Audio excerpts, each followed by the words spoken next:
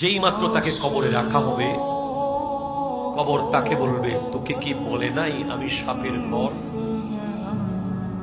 এরপর জুয়া খেলেছিলি, তোকে কি বলে নাই কেউ আমি আগুনের ঘর?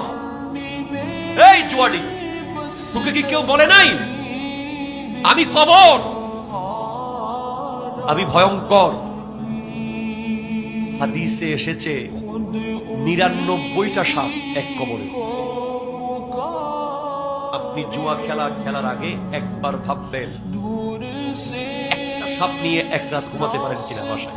শুধু একটা সাপ, কোকড়া সাপ বা কোনো একটা সাপ আপনার বিছানায় রেখে দেওয়া হবে, এক রাত ঘুমাবেন মন ভরে।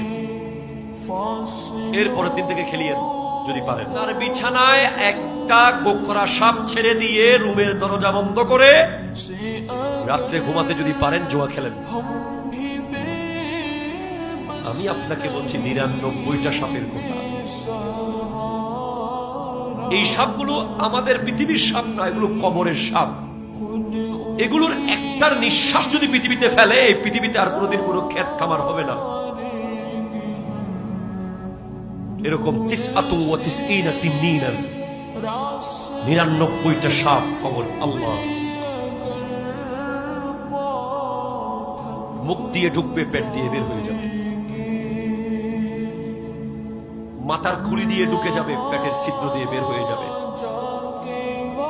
ডান দিক দিয়ে ঢুকে বাম দিক দিয়ে বের হবে, সামনে দিয়ে ঢুকে চোখ দিয়ে ঢুকে যাবে, নাক দিয়ে। হায় আল্লাহ,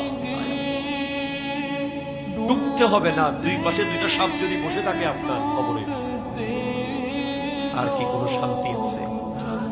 পালানোর কোনো জায়গা আছে? প্লিজ। এমন ঘটনা আমরা কিতাবে পড়েছি যে সাপ কবরে না, কাফনের ভিতরে পাওয়া যাচ্ছে।